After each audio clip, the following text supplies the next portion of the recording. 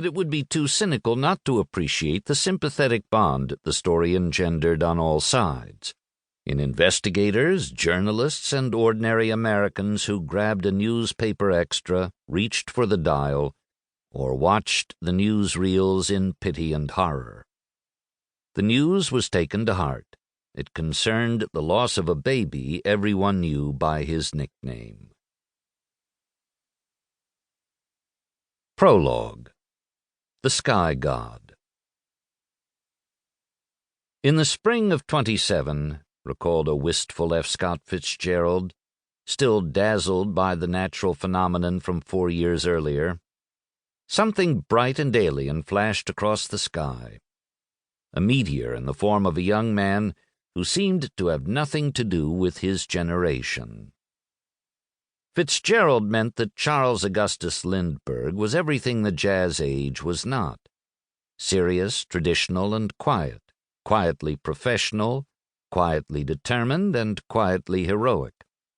A self-made man who earned his wealth and fame not by investing on margin or coining advertising slogans or play-acting on the silent screen, but with an awe-inspiring feat of individual initiative and dauntless courage.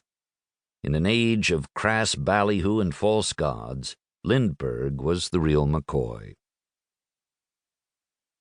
A 33-and-a-half-hour vigil. At 7:22 a.m. on the drizzly morning of May 20th, 1927, Lindbergh, 25 years old, lean as a rail, movie star handsome, took off in a balsa wood monoplane from Roosevelt Field on Long Island, destined for Le Bourget Field outside of Paris, a distance of 3,640 miles. He flew alone, and he flew nonstop. The blind plane had no direct field of vision ahead. The pilot depended on a periscope for forward orientation and looked out the side windows to get his bearings and make landings. Built just weeks before under Lindbergh's supervision by Ryan Airways Incorporated of San Diego, California, the aircraft was named the Spirit of St. Louis, in honor of the consortium of public-spirited citizens from Missouri who bankrolled the enterprise. In the previous century, when humanity was still tethered to the ground, St. Louis had been the gateway to the American West, the starting point for pioneers embarking on a dangerous pilgrimage through Indian country. Lindbergh's journey also broke a trail into a new frontier and history. Born on February 4th, 1902, in Detroit, Michigan, descended from flinty Swedish stock, Lindbergh was reared in Minnesota, the son of a prominent attorney, businessman, and Republican congressman, and a schoolteacher.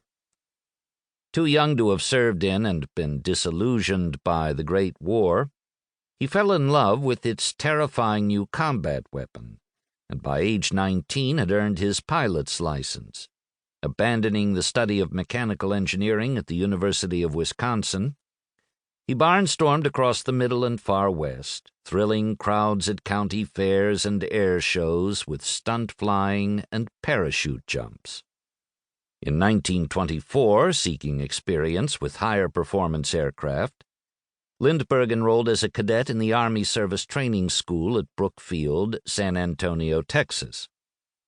After graduating, he declined a regular commission, opting instead to join the Missouri National Guard to become an airmail carrier, the modern-day version of a Pony Express rider. Already he was a legend in aviation ranks for his preternatural skill in the cockpit and death-defying good luck. By 1925, he had survived disintegrating wings, stalled engines, and 4 emergency parachute jumps. Despite his at-oneness with flying machines, Lindbergh was no cock of the air. As Fitzgerald understood, he was the embodiment of the anti-zeitgeist, a bottled-up man beating against the main currents of his time. Cool and reserved, where the jazz age was hot and brassy. Unlike the man, however, the flight to Paris was very much of its time, another in the series of get-rich-quick schemes that